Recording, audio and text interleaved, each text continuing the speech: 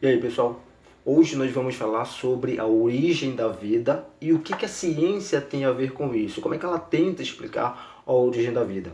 A gente sabe que o ser humano sempre quis saber como é que surgiu a vida no planeta. Inclusive, desde a época da Grécia Antiga, muitos ainda tentavam explicar que a vida ela surgia de maneira espontânea, ou seja, que a vida poderia surgir de matéria inanimada. Por exemplo, como o lodo em alguns lagos poderia dar origem a sapos, né? Ou então, por exemplo, que a matéria orgânica que estava em putrefação, ou seja, estava apodrecendo, poderia dar origem a larvas e logo depois também a insetos.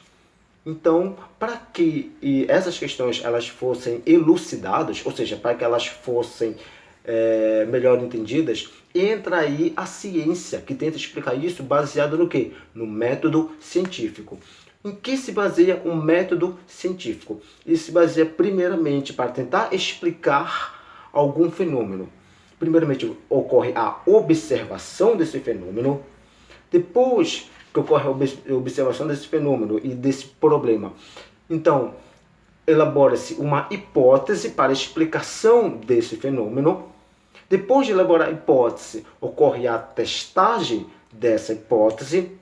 Depois da testagem dessa hipótese, ocorre a análise dos resultados obtidos. E a partir dos resultados obtidos, então, elabora-se uma teoria a partir dessa análise dos resultados. Isso é o que nós chamamos de método científico e que é usado pela ciência, inclusive ainda hoje é utilizado, como a gente vê, por exemplo, na produção de várias substâncias, entre elas vacinas. Um bom exemplo disso foi o que aconteceu no século XVII. Um naturalista italiano chamado de Francesco Redi, ele fez o seguinte experimento para tentar explicar o porquê surgiam larvas de carne em decomposição. Muitos falavam que as larvas que surgiam na carne, elas surgiam de geração espontânea, ou seja, como eu falei agora, a geração espontânea é a explicação que se dá para o surgimento de vida a partir de matéria inanimada, de matéria inorgânica. Bom, o Francesco Redi, ele fez o seguinte experimento, então. Ele pegou carnes e colocou em recipientes de vidro transparentes. Alguns ele tampou com tela, outros ele deixou aberto. Depois de alguns dias, o que ele notou? Notou que os recipientes que ele havia deixado aberto com carne, haviam moscas, e haviam também surgido larvas nessa carne. E os recipientes que ele havia tampado com tela, não havia nada. Então, a partir daí, ele concluiu que as larvas que surgiram na carne não surgiram por geração espontânea. Na realidade, as larvas surgiram de quê? De moscas que haviam no ambiente, pousaram na carne, depositaram seus ovos, e a partir daí esses ovos eclodiram e que deram origem às larvas na carne. Então, com esse tipo de método, o método científico, ele pôde contestar essa teoria, essa hipótese da geração espontânea, a partir de experimento científico. Um outro experimento que foi feito foi no século XIX, por um microbiologista e químico francês, o Louis Pasteur. O Louis Pasteur, ele contestava também que, por exemplo, micro-organismos pudessem surgir de geração espontânea, por exemplo, também em carnes. Então ele fez o seguinte experimento para contestar essa hipótese da geração espontânea para micro-organismos. Ele pegou caldo de carne e colocou num frasco com um pescoço longo. Bom, o que ele fez? Pegou esse caldo de carne que colocou num frasco com um pescoço longo e aqueceu até o momento de fervura. Logo depois, ele aqueceu o pescoço longo do frasco e dobrou em forma de S, chamando isso de frasco com pescoço em forma de cisne. Tá?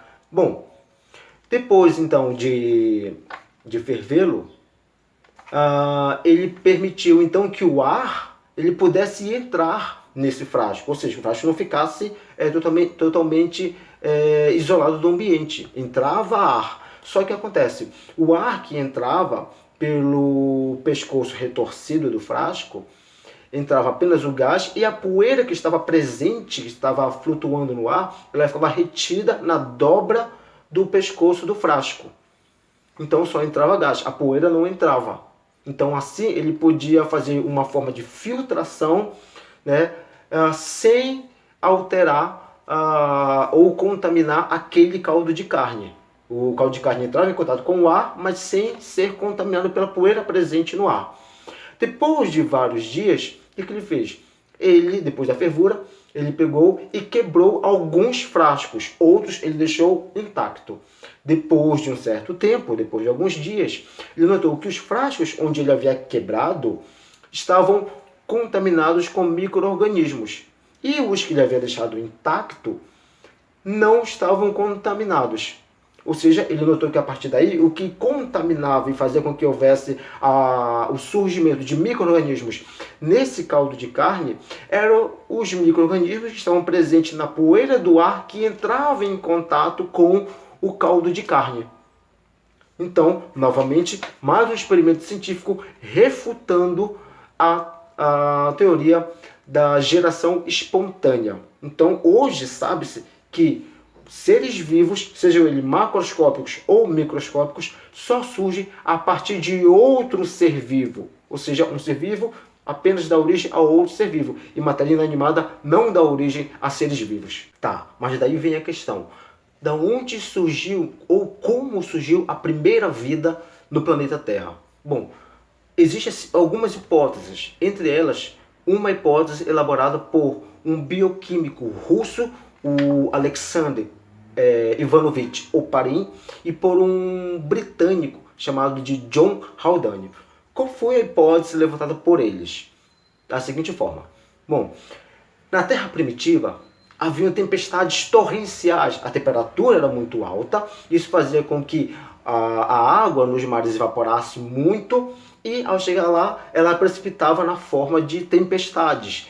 Então, logo depois ela evaporava de novo e ficava nesse ciclo, essas tempestades torrenciais devido à alta temperatura do planeta. Bom, e também havia na atmosfera alguns gases, né? Entre eles, os gases que mais estavam presentes na atmosfera da Terra, na Terra primitiva, era gás amônia, gás hidrogênio, gás metano, que é o gás presente nos pântanos, e vapor de água devido à evaporação da água dos mares. Bom, com as tempestades torrenciais e com muitos raios, né, houve reações químicas constantemente, e essas reações químicas fez com que houvesse a reação entre esses 4 gases que compunham a atmosfera da Terra primitiva: o gás hidrogênio, o metano, o vapor de água e o gás amônio. Então houve uma reação química entre esses gases, tá? E essa reação química ela foi mediada por uma grande quantidade de energia proveniente dos raios dessas tempestades, e a partir da reação química delas criou-se a primeira molécula orgânica presente no planeta. Não esqueça que moléculas orgânicas elas são encontradas em seres vivos. Todos os seres vivos são compostos por moléculas orgânicas. Tá? Então a primeira molécula orgânica surgiu desta forma. Bom, mas como então a gente pode comprovar que foi dessa forma que aconteceu? É aí que entram em cena mais 2 cientistas que propuseram um método científico para tentar comprovar esta hipótese do Alexander Ivanovich Oparin e do John Haldane. Já no século XX, para testar essa hipótese do Oparin e do Haldane, entraram em cena 2 cientistas, o Stanley Miller e o Harold Urey, que são cientistas norte-americanos. Eles elaboraram o seguinte experimento para testar as condições que haviam na Terra primitiva, segundo Oparin e Haldane. Como é que foi esse método?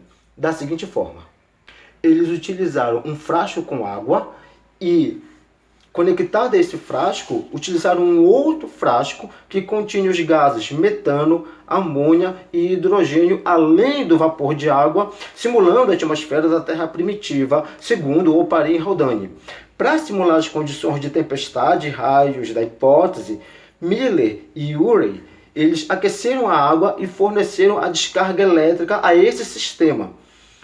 O vapor ele era resfriado em um condensador e o líquido condensado era coletado em outro frasco. Quando analisaram o líquido coletado, eles identificaram a presença de moléculas complexas que não estavam lá no início do experimento. Então, assim, Miller e Urey constataram a formação de moléculas orgânicas fundamentais para a formação de células. E por enquanto é isso. A gente se vê na próxima. Tchau.